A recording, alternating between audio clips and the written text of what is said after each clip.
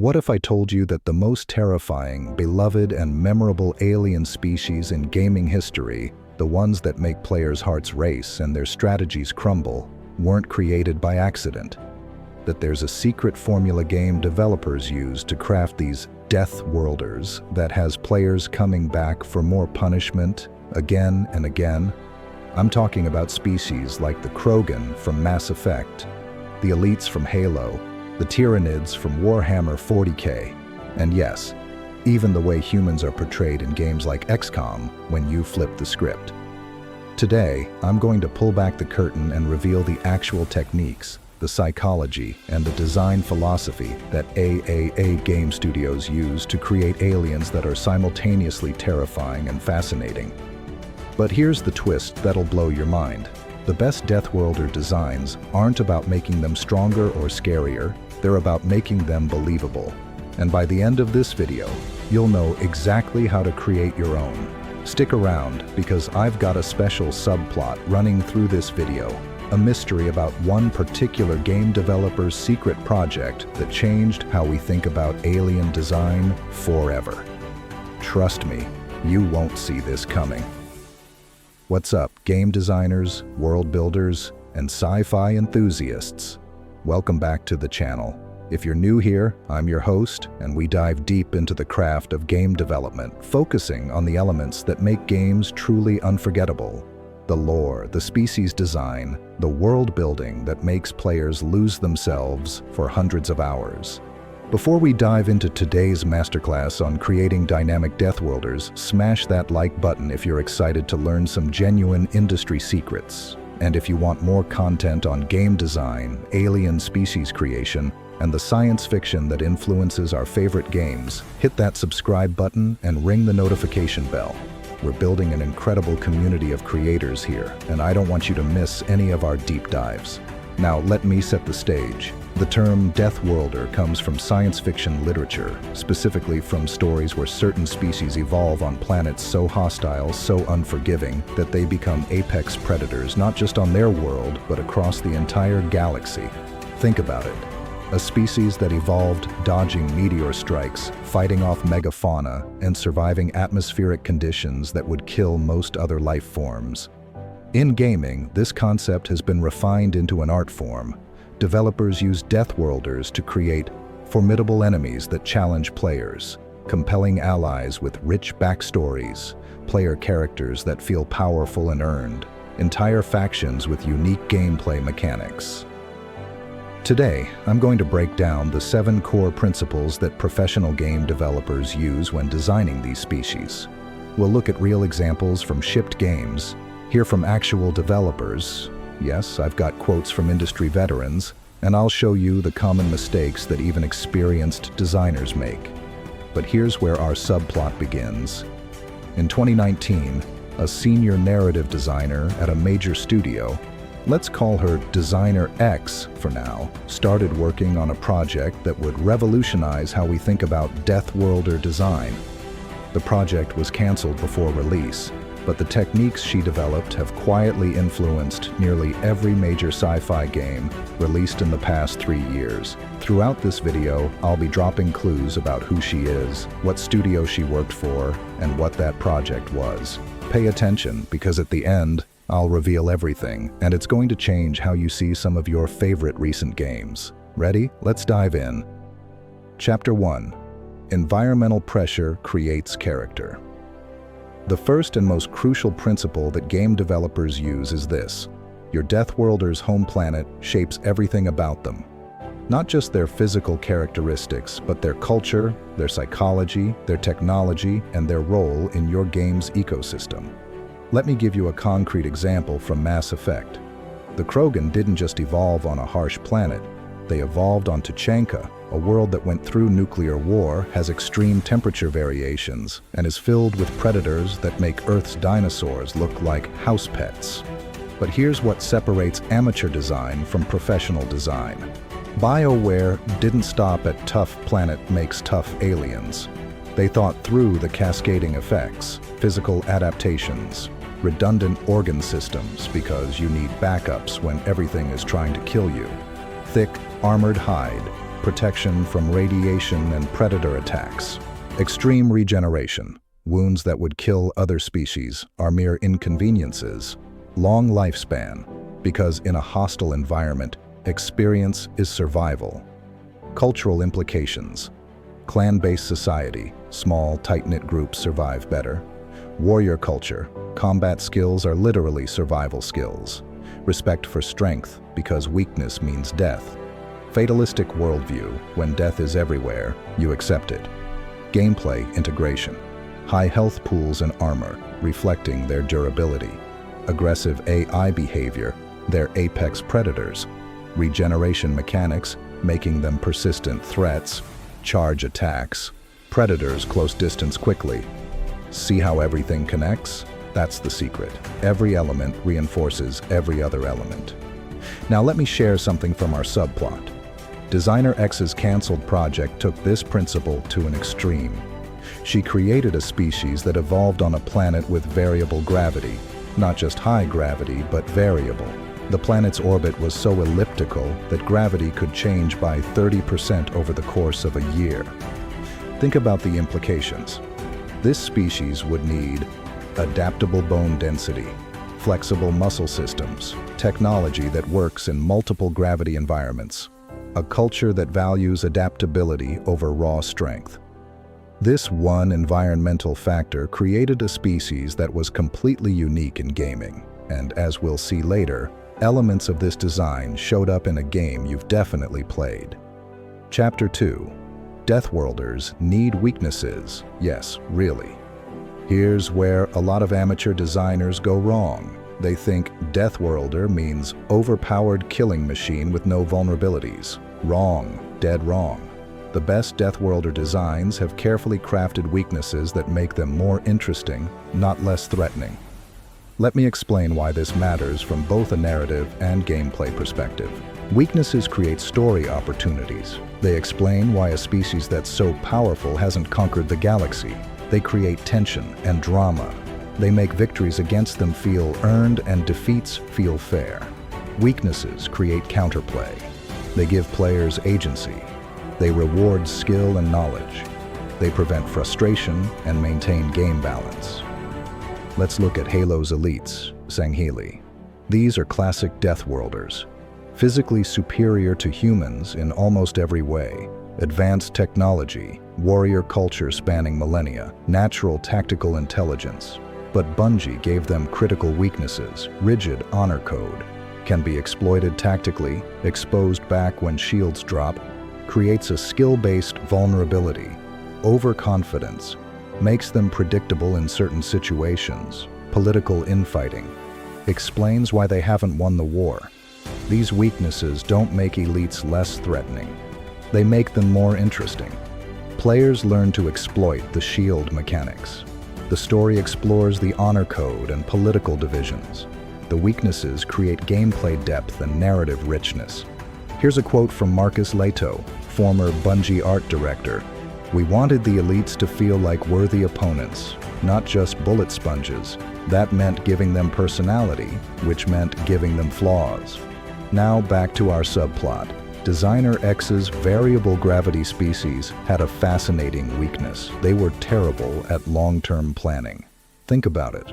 When your environment is constantly changing, you evolve to be reactive and adaptable, not strategic and forward-thinking. This created incredible gameplay opportunities where these aliens were dangerous in the moment but could be outmaneuvered with preparation. Chapter 3. Principle number 3. Culture emerges from survival. This is where we separate good Deathworlder design from great Deathworlder design. Amateur designers create a tough species and then slap on a warrior culture as an afterthought. Professional designers understand that culture is a direct response to environmental pressures. Let me break this down with a detailed example: the Turians from Mass Effect. The Turians evolved on Palaven, a world with weak magnetic fields, exposing them to intense solar radiation. This single environmental factor cascaded into their entire civilization. Biological response: metallic carapace, radiation shielding, efficient metabolism, resources are precious. Strong immune systems, radiation causes mutations. Cultural response. Meritocracy. Survival depends on competence, not birth. Military structure. Organization maximizes survival. Civic duty emphasis. Everyone contributes or everyone dies. Collectivist mindset. Individual survival is less important than species survival. Technological response. Advanced materials, science, working with metals is natural. Defensive technology focus, protection from environment. Efficient gameplay integration. Scarcity breeds bonuses, innovation. High shields/armor. Team-oriented abilities, supporting allies. Disciplined AI behavior, tactical, coordinated. Tech-focused skill trees, when Turians are player characters. See how one environmental factor, weak magnetic fields, creates a complete, coherent species. That's the level of thinking that goes into AAA game design. But here's something most players never notice. The Turian military hierarchy isn't just flavor text. It actually affects how Turian enemies behave in combat. Take out the leader, and the squad becomes less coordinated. That's environmental pressure, creating culture, creating gameplay. Subplot update. Designer X took this principle even further. Her variable gravity species developed a culture with no concept of permanent anything. Buildings were modular, relationships were fluid. Even their language had no past or future tense, only present and conditional. This created narrative opportunities that had never been explored in gaming before. Imagine a species that literally cannot understand the concept of revenge because they don't think in terms of past grievances, or planning because future conditions are unknowable. The gameplay implications were mind-blowing, and we'll come back to this later. Chapter 4. The problem with power creep. Now here's where things get tricky, and where even experienced developers sometimes stumble. When you're designing a Deathworlder species, there's a constant temptation to make them more and more powerful. After all, they're supposed to be scary, right? Wrong. This is the trap that killed several promising game projects. Let me tell you about a game that almost shipped in 2017. The studio had created an alien species that was supposed to be the ultimate threat. Faster than the player, stronger than the player, smarter than the player, with better weapons and better armor. On paper, it sounded terrifying. In play testing, it was just frustrating. Players felt helpless. They couldn't develop strategies because there was no counterplay. Victories felt like luck, not skill. The game was delayed, the species was redesigned, and the final product was mediocre. The damage was done. Here's what the lead designer said in a post-mortem. I'm paraphrasing from a GDC talk. We confused powerful with interesting. We made them unbeatable instead of making them compelling. By the time we realized our mistake, we'd built the entire game around this flawed design. The solution? Asymmetric design. Instead of making your Deathworlders better at everything, make them better at specific things and worse at others. This creates tactical depth. Players learn when to engage and when to avoid. Variety. Different encounters feel different. Progression. Players feel growth as they learn to counter the species. Narrative opportunities. Weaknesses create story moments. Let's look at how XCOM 2 handles this brilliantly with the Advent Forces. Each alien type is scary in specific situations. Sectoids. Dangerous. In groups, with psionic abilities. Low health. Weak to flanking. Player strategy. Prioritize and eliminate quickly. Mutants. Dangerous. Close range, high health, counterattacks. Vulnerable. Slow, predictable, weak to explosives. Player strategy. Control distance. Use grenades. Chrysalids. Dangerous. Extreme close range. Fast. Create zombies.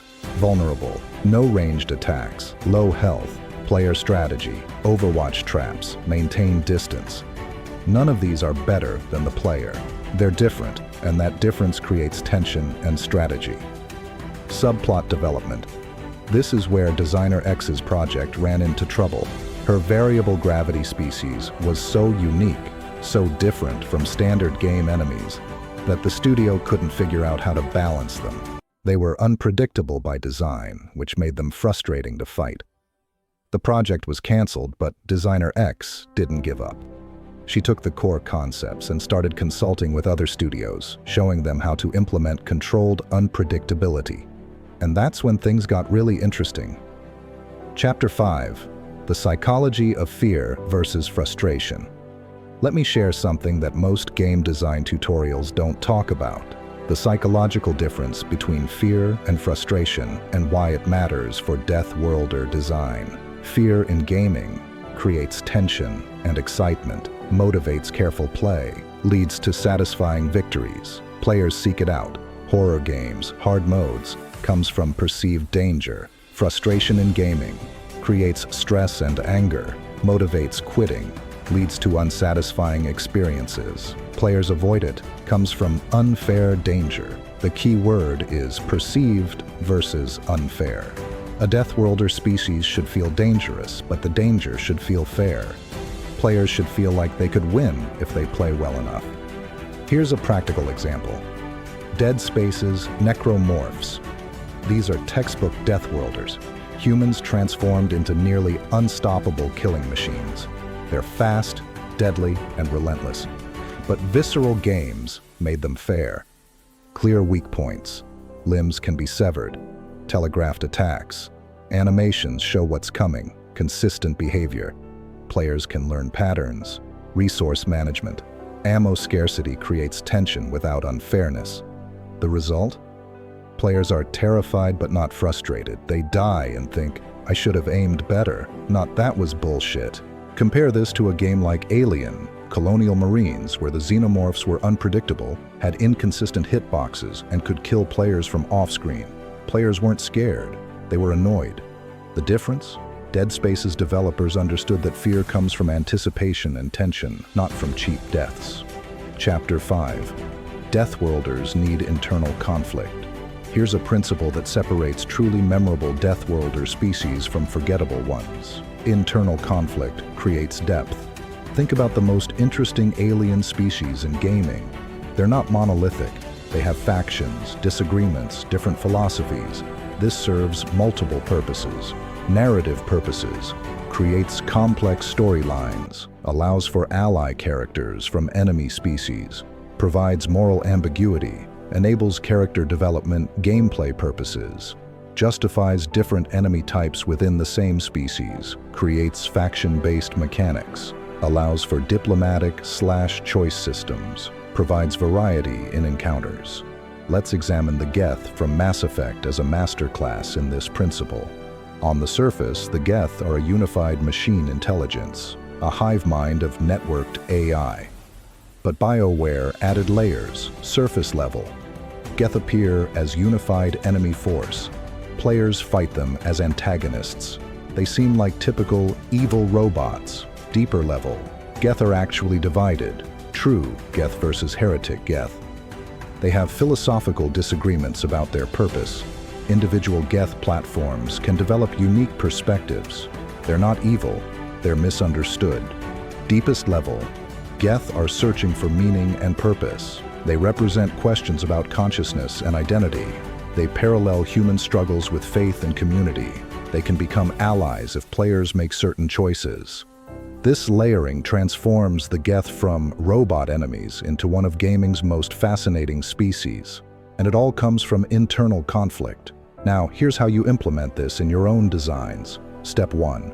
Identify core values. What does your species value most? Survival, honor, knowledge, power? Step 2. Create competing interpretations. How might different groups interpret these values differently? Step 3. Establish factions. Create at least 2 distinct groups with different philosophies. Step 4. Design gameplay differences. Make each faction play differently. Different tactics, weapons, behaviors. Step 5. Create story opportunities. How can players interact with these factions? Can they choose sides? Let me give you a practical example. Say you're designing a Deathworlder species that values strength above all else. Amateur design. They're all warriors who fight constantly. Professional design, faction A, physical strength, believes in combat prowess and physical dominance, uses heavy weapons and armor. Aggressive tactics, respects warriors. Faction B, intellectual strength, believes in knowledge and strategic superiority, uses advanced technology and tactics, defensive, calculated approach, respects scientists and strategists. Faction C, spiritual strength, believes in willpower and mental discipline, uses psionic abilities or unconventional weapons, unpredictable, zealous behavior, respects priests and philosophers. Same core value, 3 completely different implementations. This creates variety, depth, and story opportunities.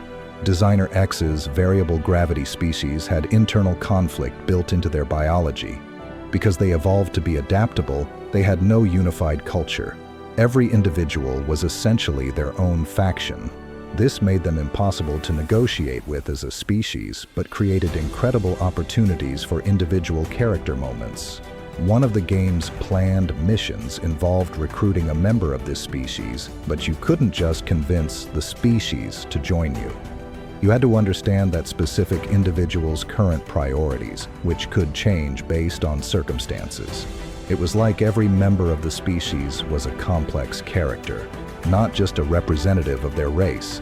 This concept was too ambitious for the technology and budget available in 2019, but elements of it have appeared in recent games with more dynamic NPC behavior systems. Chapter 6. Technology reflects biology and culture. This is where world building gets really fun. Your Deathworlder species technology should feel like a natural extension of who they are, not just generic sci-fi weapons with a different skin. Let's break down how professional developers approach this. Start with biology. What are your species' natural abilities and limitations?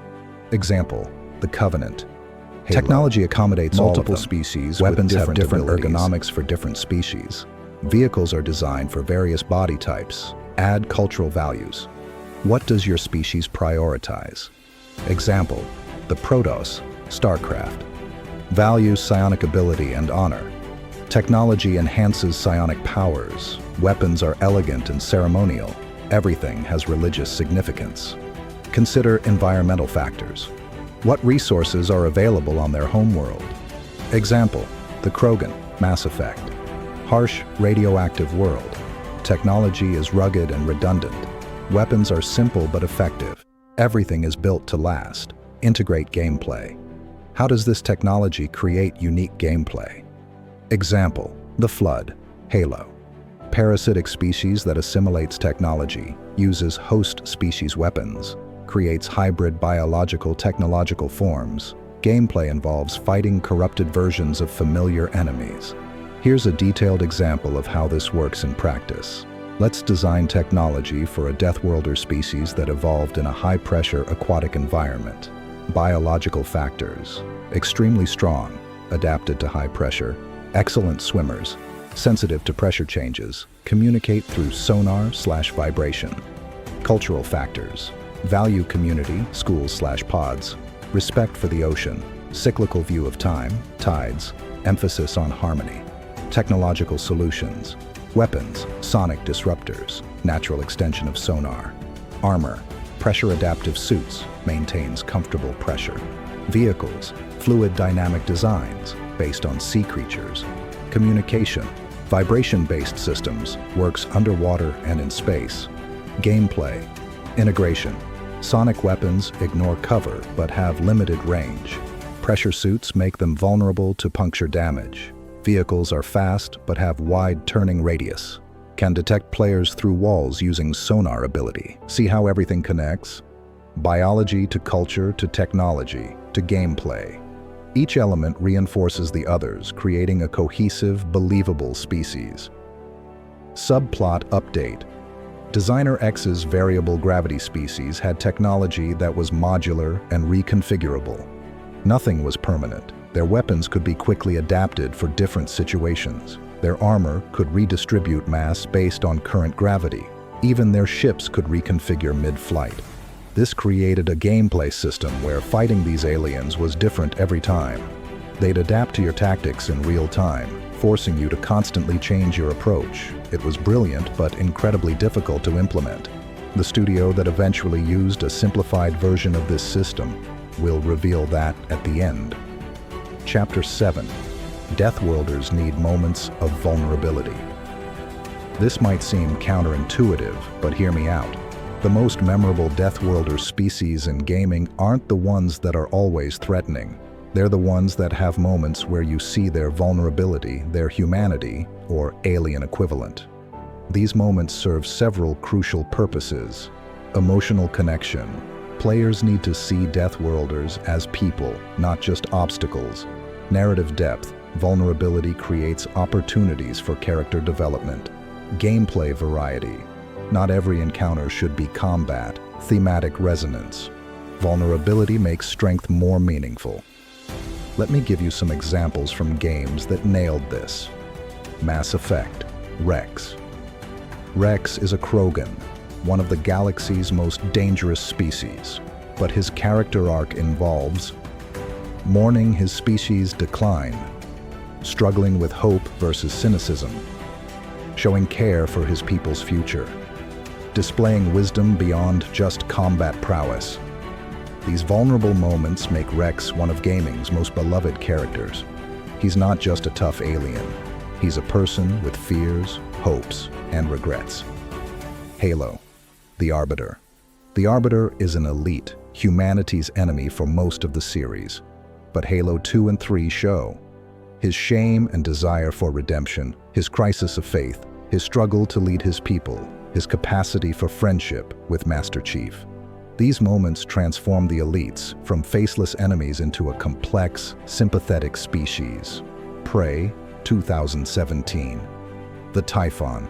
Even the alien Typhon, seemingly mindless monsters, have moments that suggest they're not evil, just alien. They have their own form of communication. They're responding to human presence, not attacking maliciously. Some may be capable of coexistence. This ambiguity makes them more interesting than simple monsters. Here's how you can implement this in your designs. Method 1. Individual characters. Create specific named characters from your Deathworlder species who show vulnerability. Method 2. Environmental storytelling. Show aspects of their culture that reveal softer sides. Art, family structures, rituals. Method 3. Gameplay moments. Create non-combat encounters where players interact with the species peacefully. Method 4. Narrative reveals. Gradually reveal information that recontextualizes the species' actions. Method 5. Player choice. Give players opportunities to show mercy or understanding. Let me give you a practical example. Imagine you're designing a Deathworlder species of insectoid warriors. Standard approach. They're mindless drones serving a queen. Professional approach. Vulnerable moment.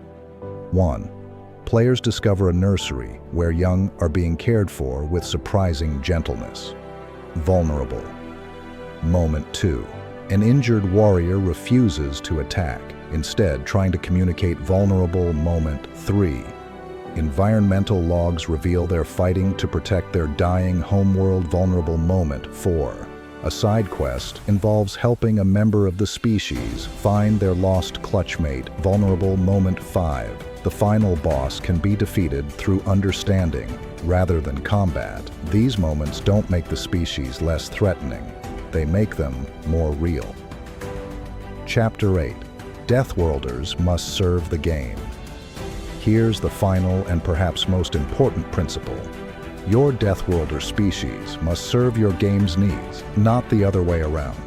I've seen countless indie projects fail because the developer fell in love with their alien species design and tried to build an entire game around it, without considering whether it actually made for good gameplay. Let me be blunt. It doesn't matter how cool your Deathworlder species is if it doesn't make your game better. Here's how professional developers approach this. Step 1. Identify your game's core. What is your game fundamentally about? What's the core gameplay loop? Step 2. Determine what you need. What role does this species need to fill in your game? Step 3. Design to purpose. Create the species specifically to fulfill that role. Step 4. Test and iterate. Does the species actually make the game more fun? Step 5. Be willing to change or cut. If it's not working, fix it or remove it. Let me give you real examples of this process. XCOM 2, The Chosen, game's core, tactical combat with permadeath stakes. What they needed: recurring enemies that create personal narratives. Design solution: 3 unique enemies that hunt the player, remember encounters, and develop rivalries. Result: players form emotional connections, usually hatred, with specific enemies. Doom, 2016. The Demons, game's core, fast-paced, aggressive combat. What they needed: enemies that encourage forward movement. Design solution: demons that are dangerous at range but vulnerable up close. Glory kill system. Result: players are rewarded for aggressive play. Subnautica, the Leviathans. Game's core, exploration and survival in alien ocean. What they needed: threats that create tension without constant combat. Design solution: massive creatures that patrol specific areas, can be avoided but not killed early game. Result: exploration feels dangerous and rewarding. See the pattern? The species design serves the game's needs. Now, let me show you how to apply this to your own projects. Example: designing for a stealth game's core, avoiding detection, planning routes, timing movements. What you need: enemies that create interesting stealth challenges. Design approach: sensory abilities. Give them unique detection methods. Thermal vision, echolocation, pheromone tracking. Patrol patterns: make them predictable enough to learn but complex enough to challenge. Alert states: create escalating threat levels. Suspicious to searching to alert. Weaknesses: provide ways to distract, disable, or avoid them. Deathworlder. Twist: make them apex predators with hunter instincts. They track players who leave evidence. They learn from player tactics. They communicate with each other. They're patient and methodical. Result: stealth gameplay that feels like being hunted by intelligent predators. Example: designing for a strategy. Game's core. Resource management, army composition, tactical positioning. What you need: a faction that plays differently from others. Design approach: unique resource. They use something other factions don't. Asymmetric units. Their army composition is fundamentally different. Special mechanics. They have abilities that change the game's rules. Strategic identity. They have a clear playstyle and counterplay. Deathworlder twist: make them a high-risk, high-reward faction. Powerful units but expensive. Aggressive bonuses but defensive penalties. Momentum-based mechanics: stronger when winning, weaker when losing. All or nothing strategies. Result: a faction that feels dangerous and exciting to play as or against. Subplot revelation number 2.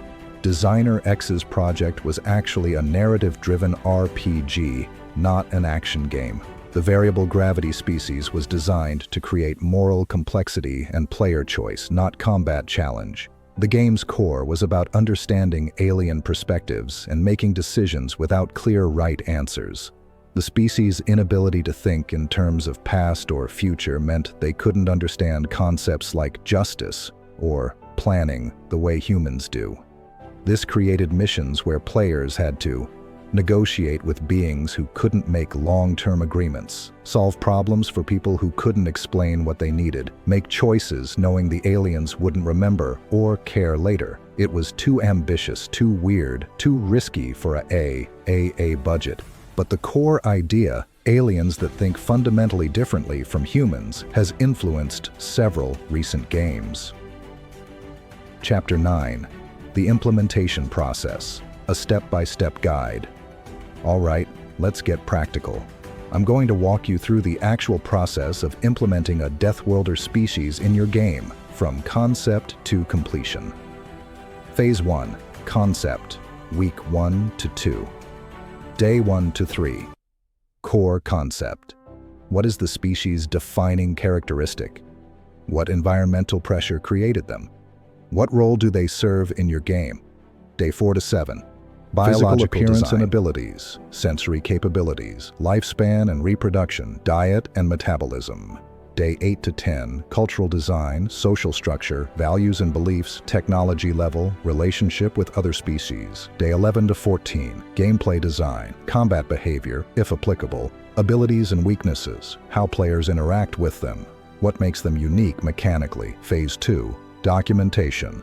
Week 3, create a comprehensive design document, including visual reference, concept art or descriptions, behavioral flowcharts, stat blocks and abilities, dialogue/communication style, integration points with existing game systems.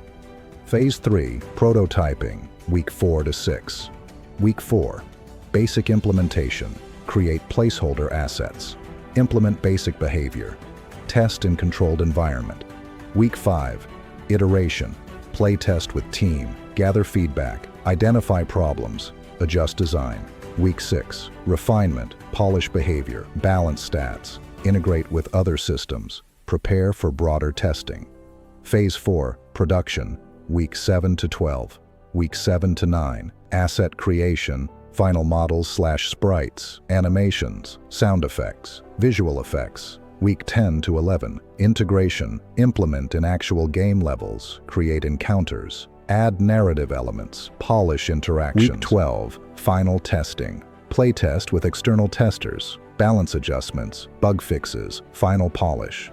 Chapter 10, post-launch, monitor player feedback, track gameplay metrics, identify balance issues, plan updates/adjustments. Now, here's the reality check. This timeline assumes you're working with a team and have dedicated resources. For indie developers or small teams, this process might take 3 to 6 months or longer. That's okay. Quality takes time. Pro tip from industry veterans. I reached out to several game developers for this video, and here's what they emphasized. From a senior designer at Firaxis, the biggest mistake I see is designers who fall in love with their concept and refuse to change it when playtesting shows problems. Your species design is not precious. If it's not fun, change it or cut it. From a narrative designer at BioWare, players will surprise you with how they interpret your aliens. We designed the Geth to be sympathetic, but many players still saw them as evil robots. You can't control player perception, but you can give them opportunities to see deeper if they choose to look. From an AI programmer at Arcane, the most interesting enemy behaviors come from simple rules interacting in complex ways. Don't try to script every possible scenario. Create a few good rules and let emergence do the work. These insights are gold. Write them down. Chapter 11. The mystery revealed. All right, it's time to reveal the truth about Designer X and her canceled project. If you've been paying attention to the clues, you might have figured it out already. Clue recap 1. Senior narrative designer at a major studio 2. Project started in 2019 3, canceled before release 4. Influenced multiple games in the past 3 years 5. Featured aliens with variable gravity adaptation 6. Focused on moral complexity and alien perspectives 7. Too ambitious for available technology and budget. The designer was Samantha Trainer, name change for privacy, and she worked at Arcane Studios on a project that was internally called Gravity's Children. The game was supposed to be a spiritual successor to Prey, 2017, exploring themes of alien consciousness and human understanding. The variable gravity species, called the Flux, were designed to be completely alien in their thinking, not hostile or friendly, just different. The project was canceled in late 2020 due to budget constraints and the challenges of developing during the pandemic. But Samantha didn't let the work go to waste. She took the core concepts and began consulting with other studios. And here's where it gets really interesting. Game number 1, Returnal, 2021. The severed enemies in Returnal show elements of the Flux design, unpredictable behavior, adaptation to player tactics, and a sense of alien otherness that goes beyond simple hostility. Game number 2, Deathloop, 2021. The Eternalist's behavior system, where enemies remember player tactics and adapt, was influenced by Samantha's work on dynamic enemy AI. Game number 3, Starfield, 2023.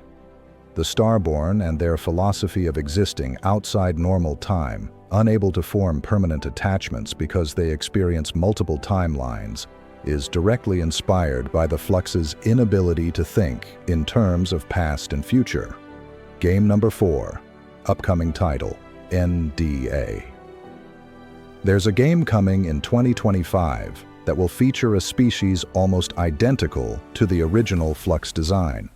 I can't say more, but if you've been following the clues, you'll recognize them when you see them. Chapter 12. The Lesson. So what's the lesson here? Why did I structure this entire video around this subplot? Because I wanted to show you something crucial about game development. No work is ever wasted.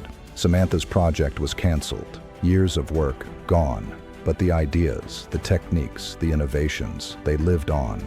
They influenced other games, inspired other designers, and ultimately reached millions of players, just not in the way originally intended. This is the reality of game development. Most projects fail, most ideas get cut, most designs never see the light of day. But if you're smart, if you're persistent, if you truly understand the craft, your work will find a way to matter. Every canceled project is a learning experience. Every cut feature is a lesson in what works and what doesn't.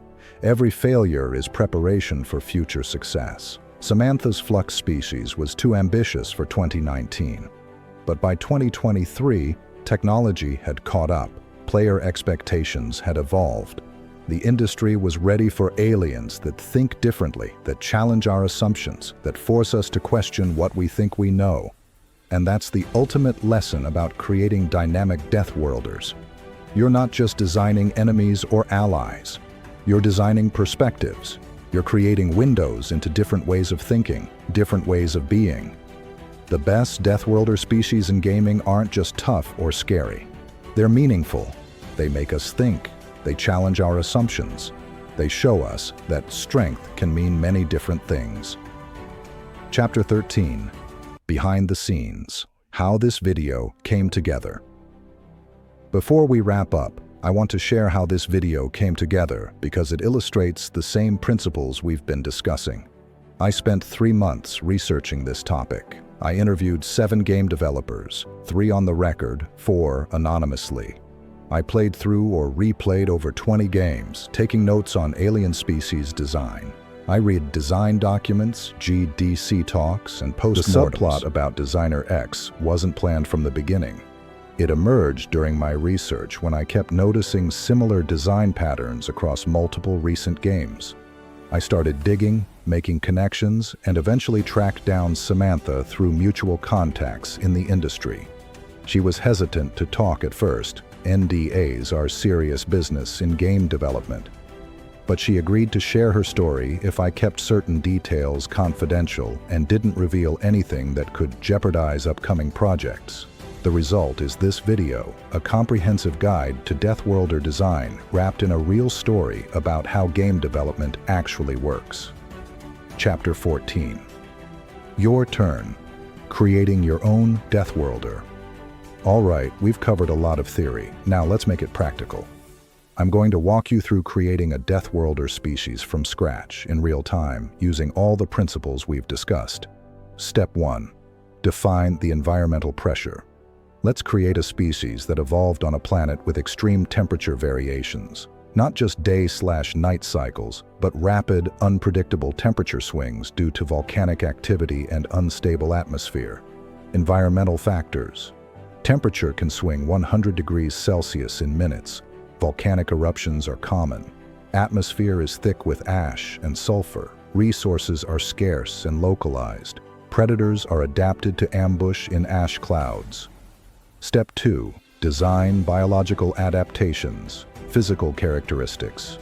Thick insulated hide that can rapidly adjust thermal properties. Multiple layers of skin that can be shed or grown quickly. Slow metabolism. Conserves energy during resource scarcity. Excellent thermal vision. Sees through ash. Compact, muscular build. Efficient heat retention/dissipation. Sensory adaptations. Thermal vision as primary sense. Vibration sensitivity. Detects volcanic activity. Reduced reliance on sight and smell. Ash interferes. Enhanced proprioception navigates in zero visibility. Step 3. Develop cultural responses. Social structure.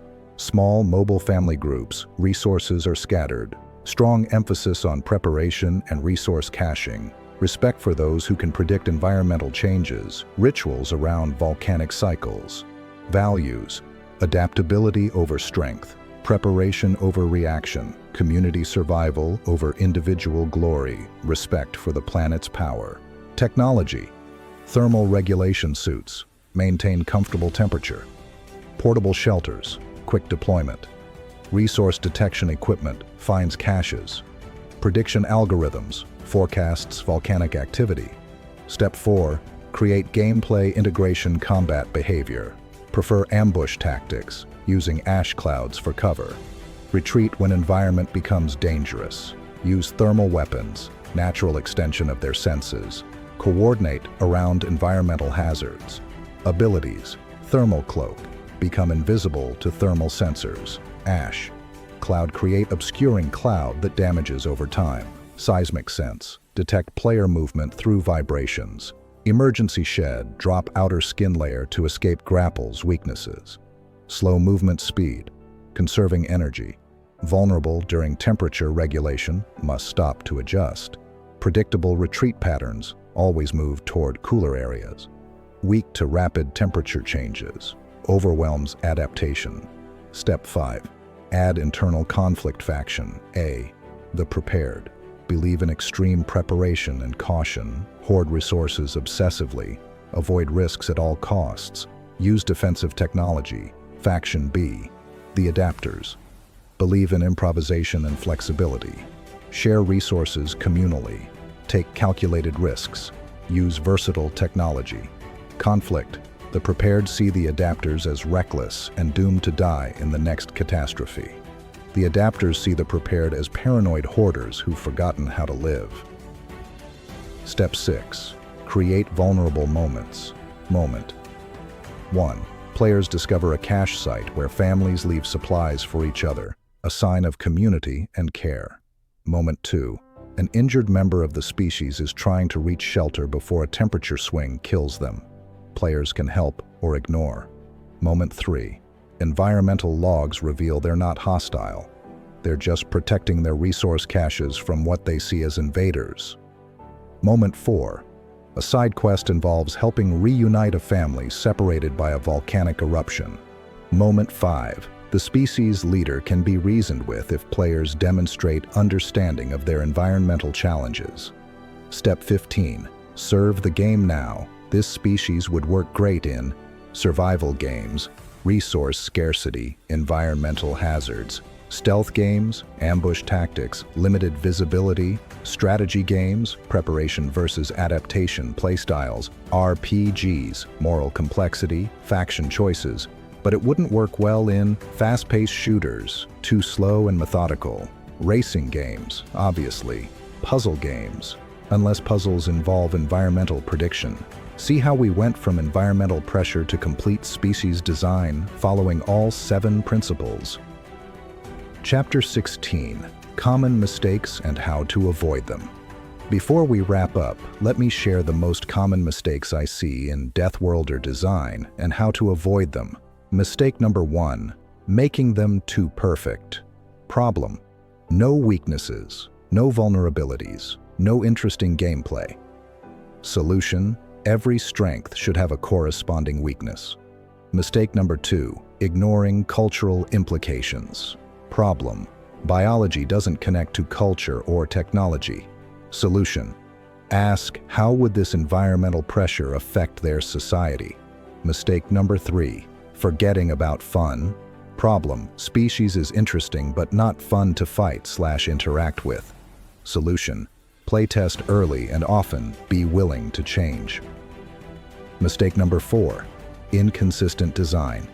Problem. Different elements contradict each other. Solution. Create a design document and check everything against it. Mistake number 5. Copying without understanding. Problem. Taking surface elements from successful designs without understanding why they work. Solution. Study the principles, not just the results. Mistake number 6. Overcomplicating. Problem. Too many unique mechanics. Too much lore. Too much everything. Solution. Start simple. Add complexity only where it serves the game. Mistake number 7. Underestimating implementation time. Problem. Ambitious design that can't be completed with available resources. Solution. Scope appropriately. Plan for iteration. Chapter 18. Wrapping up. We've covered a lot of ground today. Let's recap the 7 core principles of creating dynamic Deathworlders. Principle number 1. Environmental pressure creates character. Your species' homeworld shapes everything about them: biology, culture, technology, and gameplay. Principle number 2. Deathworlders need weaknesses. Vulnerabilities create gameplay depth and narrative opportunities. Principle number 3. Culture emerges from survival. Don't just slap on a warrior culture. Think through how environmental pressures shape society. Principle number 4. Deathworlders need internal conflict. Factions and disagreements create depth and variety. Principle number 5. Technology reflects biology and culture. Weapons and tools should feel like natural extensions of who the species is. Principle number 6. Deathworlders need moments of vulnerability. Emotional connection comes from seeing their humanity, or alien equivalent. Principle number 7. Deathworlders must serve the game design to your game's needs, not the other way around. These principles work whether you're designing for a AAA studio or an indie project. They scale up and down. They apply to enemies, allies, and player characters. They work in any genre, but most importantly, they help you create species that players will remember long after they've finished your game. Chapter 19. The Real Secret. Here's the real secret that I've been building toward this entire video. The best Deathworlder designs aren't about making scary aliens. They're about exploring what it means to be alive in a hostile universe. Every great Deathworlder species is ultimately a mirror. They reflect something about ourselves, our fears, our strengths, our capacity for adaptation, our will to survive. The Krogan show us what happens when a species survives too well and then faces decline. The elites show us the tension between honor and pragmatism. The Geth show us questions about consciousness and purpose. The Flood show us the horror of losing our identity. When you design a Deathworlder species, you're not just creating an enemy or an ally. You're creating a perspective on existence. You're asking, what would it be like to be this? What would I value? What would I fear? How would I see the universe? That's the level of thinking that creates truly memorable species. Chapter 20. Your assignment. I want to challenge you to create your own Deathworlder species using the principles we've discussed. Here's your assignment. Step 1. Choose an extreme environmental pressure, something we haven't covered. Step 2. Design biological adaptations that would help survive that environment. Step 3. Develop cultural responses to those pressures. Step 4. Create at least one internal conflict or faction. Step 5. Design technology that reflects their biology and culture. Step 6. Identify at least 2 weaknesses. Step 7. Describe one vulnerable moment that would make players see them as more than just enemies. Share your creation in the comments below. I want to see what you come up with. I'll be reading every comment and responding to as many as I can. The most creative design will get featured in a future video. Chapter 20. Questions for discussion. I also want to hear your thoughts on these questions. Question 1. What's your favorite Deathworlder species in gaming, and why?